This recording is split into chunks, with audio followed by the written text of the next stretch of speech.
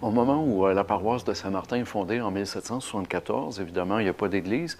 Alors, le premier bâtiment qu'on construit, c'est le presbytère, qui est en bordure de la Grande Rue, donc sur le chemin du Roi. Et le presbytère va être utilisé de 1774 à 1785, le temps qu'on construise la première église.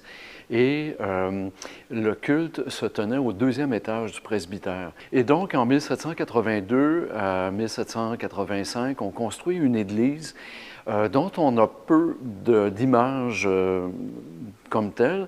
La seule représentation qu'on a trouvée, ce sont les murs de côté qui sont vraiment d'origine et avec la façade qui a été ajoutée en 1820. Et l'année suivante de l'érection de cette façade-là, le mur se fissure de haut en bas, alors à peine après un an. Et dans la décennie 1860, donc une quarantaine d'années après, l'ouverture en haut du mur de la façade commence à avoir plusieurs pouces. Il y a des infiltrations d'eau au printemps, automne. Le soir, ça gèle, donc ça éclate encore plus, ça fait éclater encore plus les pierres, à un tel point qu'à un moment donné, le bâtiment est vraiment très dangereux. Et il y a une des tours qui est en train de s'enfoncer. Et donc, les paroissiens vont demander 2 avis à des architectes pour voir est-ce que c'est réparable. Et un des 2 architectes qui va fournir le devis, c'est Victor Bourgeot, et il conclut que c'est une perte totale. Et là, on est vers les années 1865.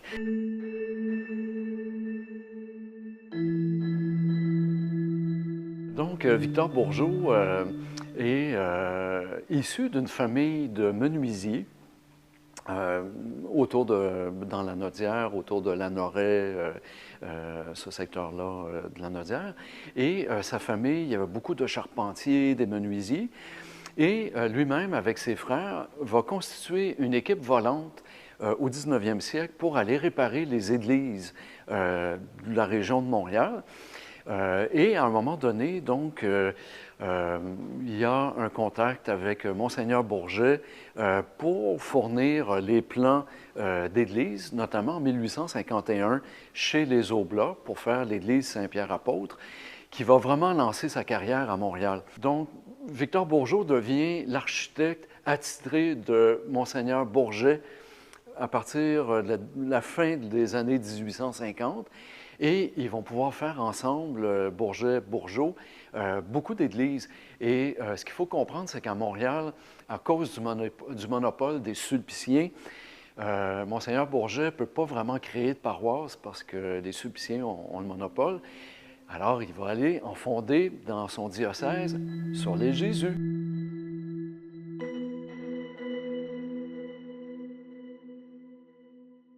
Finalement, bon, la paroisse se doute qu'ils vont devoir reconstruire. Et là, on est vers les années 1865. Et les gens de la partie ouest de la paroisse, eux, n'ont pas le goût de repayer pour une église qui se trouve très loin.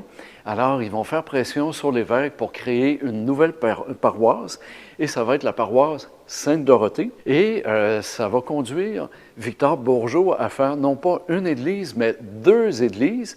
Une à Saint-Martin, dont on voit ici le plan original de Bourgeot, mais il va en faire une également pour Sainte-Dorothée. 2 églises relativement de taille modeste par rapport aux grandes églises qu'il avait fait sur l'île Jésus, qui étaient Sainte-Rose et Saint-Vincent-de-Paul, qui étaient vraiment des églises avec un très bon gabarit, avec 2 clochers. Alors, dans ce cas-ci, à Saint-Martin et à Sainte-Dorothée, qui sont faites pratiquement en même temps, dans les années 1869, bien, on va avoir une seule tour-clocher. Les 2 églises sont assez semblables et la particularité de l'église de Saint-Martin, c'est qu'on a vraiment la grande tour-clocher qui est très caractéristique d'un type de modèle de Victor Bourgeot, parce que très souvent, Bourgeot avait 2 tours au niveau de la façade. Alors, c'est ce qu'on a à Sainte-Rose et Saint-Vincent-de-Paul. La première église se trouvait devant celle d'aujourd'hui. Elle était vraiment à 8 pieds du chemin du Roi, donc la Grande Rue. Et les 2 églises vont cohabiter pendant un petit bout de temps, le temps qu'on termine la construction de la 2e église, si on veut, puisque la première, elle avait juste été agrandie en 1820 avec une nouvelle façade. Et donc, on va prendre les œuvres d'art qui étaient dans la première église et on va venir les intégrer au décor de Victor Bourgeot.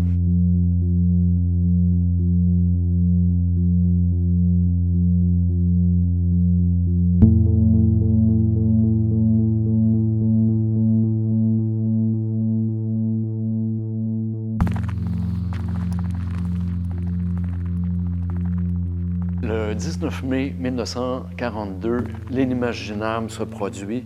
Un éclair foudroie le clocher.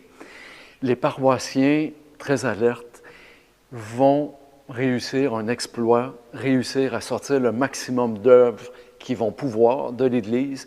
Et l'Église de Victor Bourgeot de 1869 est une ruine totale, sauf quelques murs dont les architectes vont pouvoir utiliser en 1949 pour rebâtir l'Église. Donc, Louis-Gilles Duplessis et Maurice Labelle, les 2 architectes en 1949, vont pouvoir réutiliser une partie de la façade pour vraiment reconstruire l'Église. L'intérieur va être très, très différent de ce qu'il était au 19e siècle. On va être dans l'architecture d'Ombello et ça va faire en sorte que le curé Pesan, dans les années 50, considère que les œuvres d'art correspondent peut-être moins au nouveau décor qui va être élaboré dans les années 1950.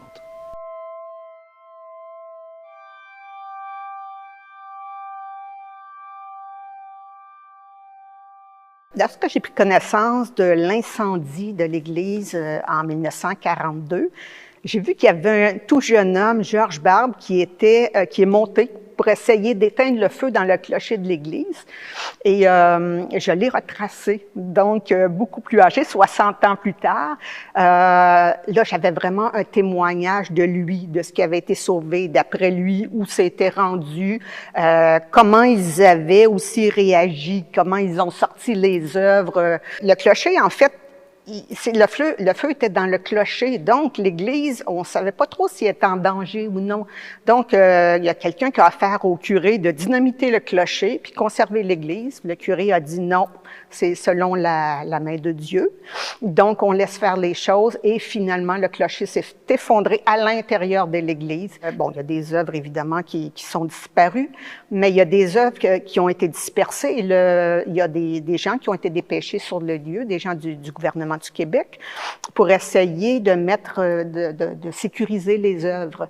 Donc, dans les années 40, il y a une première dispersion des œuvres. Les tableaux se retrouvent à la bibliothèque Saint-Sulpice qui vient d'ouvrir, et on les oublie là pendant plusieurs années. Puis ensuite de ça, il y a des antiquaires qui, au tournant après Vatican II, donc quand on refait un peu la disposition du cœur de l'Église, il y a des œuvres qui correspondent plus. Donc, il y a des antiquaires qui vont cogner aux portes des presbytères pour acheter des œuvres. Et là, il y a quelqu'un qui se présente à Saint-Martin, évidemment. Donc, le curé Pesan, à l'époque, vend des œuvres jusqu'à ce que le Musée du Québec et le ministère disent non, c'est pas vrai que vous allez vendre ça à des antiquaires. Ceux-là s'en vont au Musée du Québec. Donc, c'est un peu ça qui a sauvé les œuvres du Trésor de Saint-Martin. Alors, l'idée de retracer le cheminement des œuvres acquises par les paroissiens au tournant du 18e, 19e siècle, c'est la suite d'une série de circonstances les plus intéressantes les unes que les autres. Lorsque je suis retournée aux études en histoire de l'art, je me suis intéressée à la sculpture ancienne et j'ai découvert sur la page principale d'un livre une sculpture, un bas-relief, en fait, qui me rappelait quelque chose. Comme je viens de Saint-Martin, Je me disais que ça avait peut-être un lien. Alors, c'était le grand relief qui représente Saint-Martin partageant son manteau avec un pauvre, qui était à l'époque, lorsque j'étais enfant, dans le sous-sol de l'église où on allait le dimanche, où nos parents nous envoyaient le dimanche après-midi au cinéma. Alors, je me suis mis à regarder de plus près cette œuvre-là et elle avait été restaurée par le Centre de conservation du Québec, mais surtout, elle avait été acquise par le Musée national des beaux-arts du Québec. J'ai rencontré le conservateur de l'art ancien, Daniel Drouin, et je lui ai demandé si je pouvais aller voir les œuvres. Et j'ai découvert le relief qui mesurait 9 pieds de large par 8 pieds de haut environ, qui était magnifique, tout en bois, appliqué sur un fond restauré, donc avec les couleurs d'origine qui étaient magnifiques. Et là, on s'est mis à faire l'inventaire des œuvres et à les chercher. Alors là, on en a retrouvé un peu partout. Le grand chandelier Pascal, beaucoup plus grand que moi, est au Musée du Canada. Comme c'est des œuvres qui ont été vendues à la fin des années 60 par le curé Pesant, qui disait que c'était des vieilles œuvres, ça ne conservait plus à son église. Ça a été vendu à des antiquaires, ça a été vendu un peu partout. Donc, le musée voulait pas nous dire que c'était, ça venait de Saint-Martin, craignant qu'on veuille la récupérer. On en a trouvé des œuvres, partout au Canada, puis jusqu'aux États-Unis. On a trouvé des pièces d'orfèvrerie au Detroit Institute of Art. Donc, avec tout ce bagage-là, on se disait, là, on a quelque chose qui s'appelle un trésor, constitué d'une dizaine de tableaux, mais de tableaux grandeur nature, des pièces d'orfèvrerie en or, en argent massif. D'ailleurs, la paroisse a conservé la lampe du sanctuaire qui est de Robert Cruikshank, qui est en argent massif.